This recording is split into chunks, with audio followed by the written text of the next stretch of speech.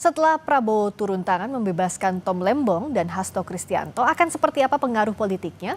Bagaimana sikap PDIP kepada pemerintah? Kita akan bahas bersama Wakil Sekjen PDIP bidang komunikasi Adiana Pitupulu, ada juga politisi Gerindra Hendar Sammarantoko dan pengamat politik Direktur Eksekutif Voxpol Center Research and Consulting Pangi Syarwi Caniago. Selamat malam, Bang Darsa, Bang Parwi, juga Bang Adian dari Bali. Apa kabar, Bang Adian? Baik, baik. Nah, kalau Bang Adian lihat amnesti yang diberikan untuk Mas Hasto, ini ada konsekuensi terikat secara politik atau tidak PDIP terhadap pemerintahan Pak Prabowo? Sampai tadi dalam pidato politik penutupan Kongres tadi, tidak ada pernyataan itu keluar dari Ketua Umum kami ya. Tentang sikap kita tetap menjadi penyeimbang. Kenapa kita menjadi penyeimbang? Karena dalam sistem presidensial kita tidak mengenal istilah oposisi. Itu loh. Apa yang dimaksudkan sebagai penyeimbang? Ya kalau dia benar kita dukung, begitu dia nggak salah ya kita kritisi. Kalau kita salah ya kritisi itu loh. Sesederhana aja. Agar tetap seimbang kan? Misalnya kita kalau kemudian game gratis itu baik buat rakyat kita dukung. Oke. Tapi ketika ada sekian banyak yang keracunan ya kita kritisi gitu loh. Oke, jadi tidak penyeimbang. membabi buta. Tidak terikat secara politik ya dengan amnesti yang diberikan Pak Presiden untuk Mas Hasto ya, Bang Adian? Sampai tadi tidak ada pernyataan itu. Oke, nah tidak ada pernyataan itu. Saya ke Bang Hendar Sam, tapi sebenarnya kan hak prerogatif presiden yang diberikan amnesti maupun abolisi itu adalah hak hukum yang bersinggungan dengan politik. Artinya itu keputusan politiknya Presiden Prabowo. Apa yang jadi sebab ini diberikan? Kalau untuk persatuan bangsa negara iyalah, tapi di sisi lainnya secara politiknya apakah memang mau menyatukan kubu-kubu di luar pemerintahan yang waktu itu kan berseberangan? Pak Tom Lembong ada di kubunya Mas Anies, Bang Hasto juga ada di PDI Perjuangan. Ya, jadi saya kasih ini dulu ya, bahwa hak istimewa prerogatif presiden itu memang ada 4 ya. Satu amnesti, kedua abolisi, gerasi dan rehabilitasi. Nah, abolisi dan amnesti ini bisa dilakukan sebelum putusan inkrah. Gerasi dan rehabilitasi setelah putusan itu mempunyai kekuatan hukum yang tetap atau inkrah. Nah, jadi saya kan baca-baca juga tuh orang ngomong katanya ini mengintervensi, ini tidak, karena memang prosesnya seperti itu. Nah, yang kedua juga ya, memang kalau kita lihat tadi menyambung pertanyaannya tadi, memang bedanya antara politisi dengan negarawan tuh seperti itu. Kalau seorang politisi mikirin pilpres, ya, mikirin pileg, mikirin pemilu. Tapi kalau seorang negarawan mikirin keutuhan bangsa dan negara, itu bedanya. Jadi itu yang peran itu yang diambil alih oleh Pak Prabowo. Jadi memang kalau kita bicara masalah amnesti, kita bicara abolisi, memang ini ada undang-undang dasar memang memberikan hak prerogatif itu, memang nuansa politiknya ada memang. Memang itu memang sarana rekonsiliasi. Kalau kita lihat dari zaman Bung Karno sampai dengan Pak Prabowo, kalau bisa kita lihat, nanti kita searching, untuk abolisi dan amnesti itu memang diberikan kepada, contoh ya, di zaman Pak SBY diberikan kepada tahanan-tahanan GAM. Ya. Apakah itu merupakan sesuatu yang salah? Tidak, karena itu bentuk rekonsiliasi bangsa. Begitu juga dengan ini. Ya, semua pihak hampir mungkin 70% tunnya ya menyatakan bahwa ini adalah kasus yang politis. Jadi Pak Presiden melihat ini ada latar belakang politis? Tentunya ada latar belakang politis, dan oleh karena itu beliau meng-take over karena ada hal yang lebih besar daripada itu, yaitu keutuhan kita. Bahwa beliau tidak melihat ke belakang, ya kan, tapi beliau melihat ke depan. Beliau tidak melihat posisinya bahwa Mas Hasto atau Tom Lembong adalah dua orang yang berseberangan pada saat Pilpres kemarin. Itu sudah selesai, dan oleh karena itu kita melihat ke depan, sama-sama mencoba membangun bangsa ini. Masalah posisinya di mana? Ya itu tadi, sebagai seorang negarawan, beliau tidak melihat PDIP harus masuk ke dalam atau mendukung pemerintahan ini, ya hitam dan putih. Nggak seperti itu, saya juga nggak mau kayak gitu. Ya kan, kita butuh masukan, kita butuh kritik, kita butuh kritik-kritik yang sifatnya substansial dan benar-benar konstruktif. Kalau nggak gitu ya itulah demokrasi kita. Oke, jadi sarana rekonsiliasi. Kalau implikasi secara politiknya, Bung Pangi, dilihat dari helikopter view apa kalau dari sisi pengamat nih? Ya, pertama tentu saja begini Mbak Rizka, kalau saya melihat ya dari si implikasi teoritis politiknya ya, bahwa ini kan langkah yang cukup mengagetkan ya, dan ini langkah politik yang genuine menurut saya, asli yang dilakukan Pak Prabowo. Aslinya mazhabnya kan begitu, mazhab persatuan, keindonesiaan merah putih, bagaimana kemajemukan itu disatukan. Nah, konteks tantangan challenge Pak Prabowo itu kan nggak gampang. Dia kan menyatukan kekuatan yang ada. Jadi kecanggihan Pak Prabowo untuk bukan menaklukkan dalam konteks politik, tapi menaklukkan kekuatan yang ini berpotensi mengganggu konteks stabilitas nasional. Apa memang potensi mengganggunya? Misalnya Kita nggak bisa pungkiri sosok di balik pendukungnya namanya Mas Hasto ya, ada nasionalis reformis. Kita juga tidak menafikan yang namanya sosok di belakang pendukungnya yang namanya Tom Lembong, nasionalis religius juga di situ ada. Nah, Pak Prabowo kan butuh semua kekuatan ini untuk bersatu gitu. Nah, ini juga sisa residu kalau pilpres saya nggak mau ambil sebenarnya. Meskipun kita nggak bisa melepaskan bagaimana Tom Lembong ada di situ posisi mendukung Anies Baswedan, kemudian bagaimana namanya Mas Hasto mendukung Ganjar Pranowo. Dua-duanya berseberangan ya, setelah ribut dengan Pak Jokowi, kemudian memecat Pak Prabowo, Pak Jokowi, kemudian hakimnya yang membuat mata orang terbelalak semua, yang tidak ada mens arianya, tidak ada niat jahat, dipidanakan. Dan di situ kan semua common sense akal sehat publik berbicara. Ada apa? Nah, disitulah kepiawaian kemahiran Pak Prabowo, termasuk mungkin Prof. Dasko membaca ini nggak boleh dibiarkan, ini teori kesadaran palsu. Itu membenarkan bahwa kegelisahan publik membaca ini. Nah, itulah memulihkan trust publik dalam konteks ini. Beliau bukan dalam konteks abolisi digunakan sebagai kartu as untuk menertibkan atau mendisiplinkan elit, tidak. Tapi ini kan momentum yang tepat juga bagi beliau untuk menampar keras, untuk memberikan sindiran sindiran keras, tamparan halus kepada termasuk hakimnya, ya kan? Termasuk pesanan politiknya mungkin yang diduga bisa iya bisa tidak, ya. Kemudian Pak Prabowo mengambil peran di situ bahwa ini tidak boleh dijadikan ada ikhtiar politik yang luar biasa. Waktu momentum yang tepat ini untuk mengatakan kinot. Tidak ada waktu yang tepat. Harus diakhiri bahwa hukum tidak boleh dijadikan sebagai alat kekuasaan. Gak boleh jadi komoditas politik, gak boleh jadi komoditas kekuasaan. Nah, itu yang dimanfaatkan oleh Pak Prabowo dalam konteks ini membaca. Dan itu kan butuh kontemplasi dan dia minta pendapat ke DPR juga. Jadi bisa dikatakan ini adalah langkah berani Pak Prabowo menggunakan hak prerogatifnya. Tapi Bung Adian, akan jadi ada hutang budi atau tidak antara PDIP kepada Prabowo? Tapi kita bahas usai jeda di Sapa Indonesia Malam sesaat lagi.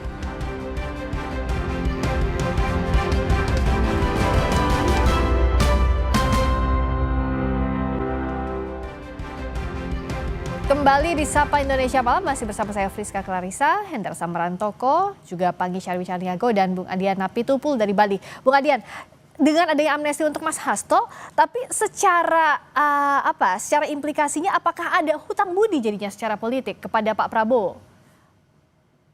Gini loh Mbak, saya tuh bingung dengan cerita-cerita rekonsiliasi. Emang kita ngapain sih selama ini?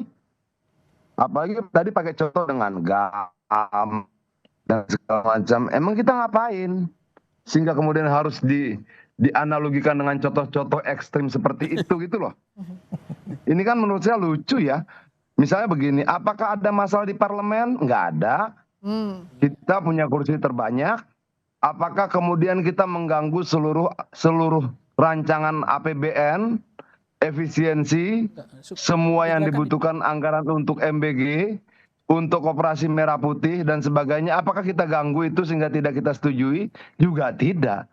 Jadi kalau ditanya apa yang direkonsiliasikan, kalau saya lebih setuju dengan apa yang disampaikan oleh sekjen kami, Pak Hasto, mengatakan bahwa ini memang murni problem hukum yang memang harus disikapi dengan cara yang dimiliki secara hak prerogatif oleh presiden. Problem hukumnya gimana? Banyak.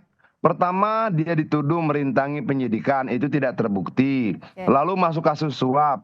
Sementara tahun 2020, kasus suap itu sudah diputuskan terpidananya 3 orang. Terpidana 3 orang ini taruhlah dengan masing-masing 5 alat bukti yang menguatkan untuk hakim mengambil keputusan itu. Tiba-tiba beberapa alat bukti itu dibebankan juga oleh pada sekjen dalam putusan dia. Artinya yang 3 orang sudah dihukum ini bisa dong menggugat KPK. Harusnya hukuman kami tidak sebesar kemarin. Nah ini kan problem-problem hukum. Nah problem-problem hukum itu harus diselesaikan dalam sekian banyak mekanismenya. Dalam mekanisme ketatanegaraan bisa tidak dipakai hak-hak yang dimiliki presiden. Dan bisa termasuk abusi buat Pemleng sama saja. Ada orang berbuat jahat di negara ada. Oke, kemudian mens reanya nggak ada. Terus apa? Keuntungan dia apa kan tidak ada. Ini upaya menurut saya upaya Prabowo untuk menyelamatkan wajah hukum kita yang semakin lama sepertinya semakin berantakan nggak karuan gitu loh. Jadi untuk Dan kalau tidak dilakukan langkah seperti ini, kalau tidak dilakukan langkah seperti ini bisa terulang. Nah, Pak Prabowo berusaha mencegah stop ya, gitu loh. Ingat loh, kalau kalian jadi kalau menurut Bang Adian ini problemnya problem hukum ya. Saya sebagai presiden punya hak untuk mengambil tindakan juga. Itu. Tapi jangan dianalogikan rekonsiliasi seperti GAM.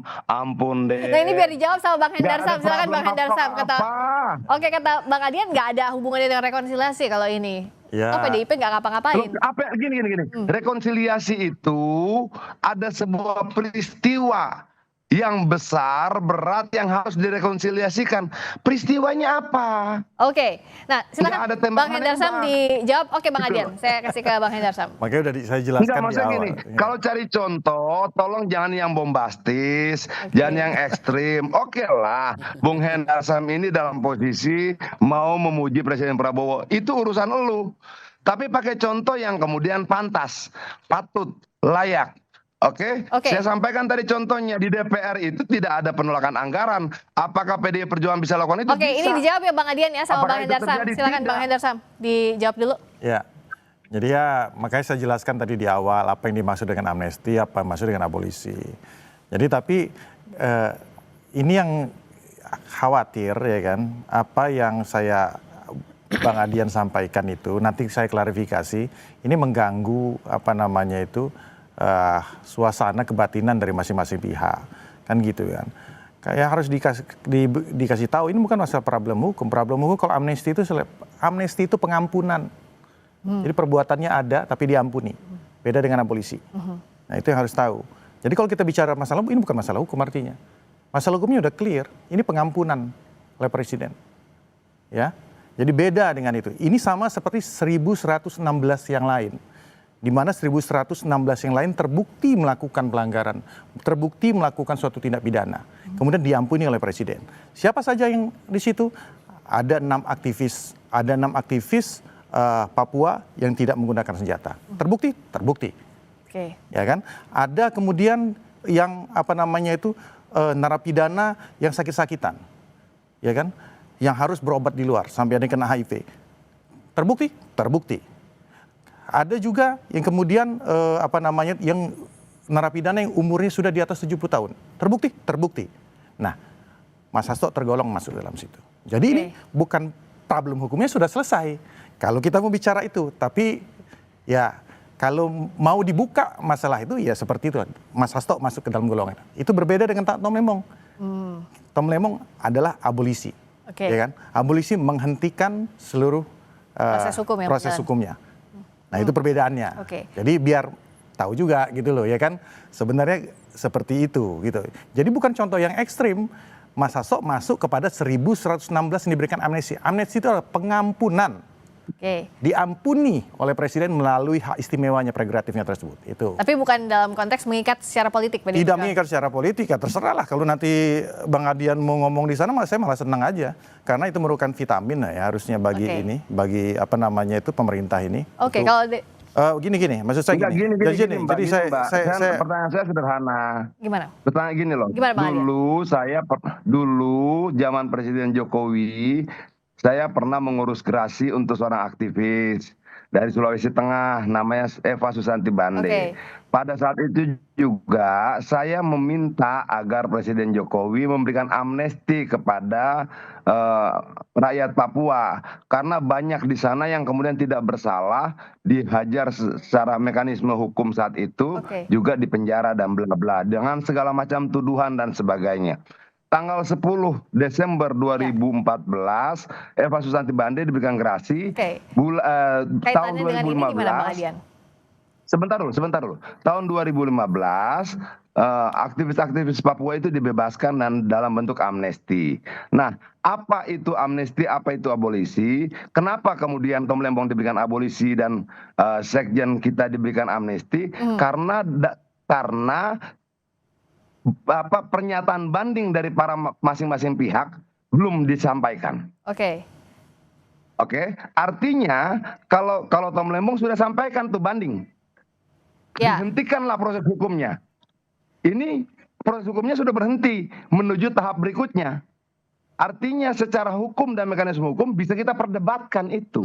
Tapi apapun itu, yang saya minta begini. Jangan mendramatisasi persoalan seolah-olah kemudian situasinya segitu gentingnya, tidak. Gitu loh. Saya tetap melihat bahwa gimana sih? Enggak, saya tetap melihat bahwa ini adalah sama seperti yang disampaikan oleh teman pengamat tadi, bahwa ini sebenarnya teguran agar tidak ada lagi sewenang-wenangan yang ini disampaikan. Kenapa?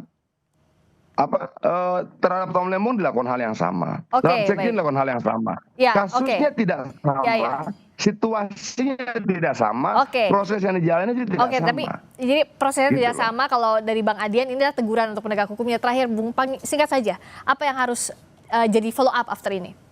Ya, ini kan pertama, ini kepiawaian kemahiran Pak Prabowo untuk investasi politik 2029. Itu butuh sekali beliau kekuatan itu dari semua kelompok yang beliau rangkul. Bukan saya nggak ditaklukkan kan, tapi dirangkul dalam konteks ini. Nah, soal kasus Hasto maupun Tom Lembong, itu kan menjadi pembelajaran politik yang penting sekali, karena jangan sampai hukum ditaklukkan oleh realitas kekuasaan sisa. Nah, ini yang kemudian perlu bicara, dikejar apa motifnya seperti ini. Nah, kalau misalnya Mas Hasto tadi soal tidak kerugian negara juga nggak jelas, kemudian ini juga banyak hal yang kemudian dipertanyakan juga, termasuk Tom Lembong misalnya, itu kan juga hal yang aneh gitu, dan ini betul-betul menjadi pembelajaran yang maha penting bagi siapapun yang berkuasa. Jangan absolut, jangan sewenang-wenang. Karena kekuasaan itu belakangan terbukti kekuasaan lama itu layu sekarang. Jadi jangan menyalahgunakan kekuasaan, jangan ada politisasi hukum, begitu ya? Ya, itu yang ingin disampaikan.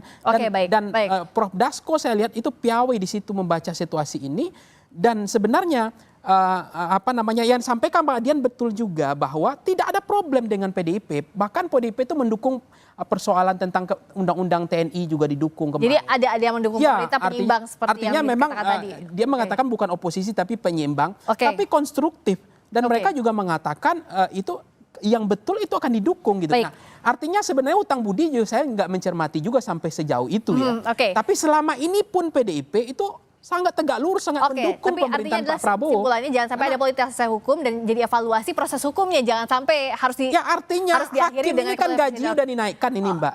Baik. Artinya hakimnya salah atau Tom Lembong yang salah? Artinya hakimnya dikejar. Kenapa dia memperlakukan itu? Dan itulah tamparan keras dari Presiden Prabowo terhadap hakim yang menjadikan hukum sebagai alat kekuasaan. Baik, terima kasih. Yang menarik sebenarnya. Bung Panggi, terima kasih. Bung Hendar Sam, terima kasih juga. Bang Adian, sudah hadir sampai Indonesia Malam.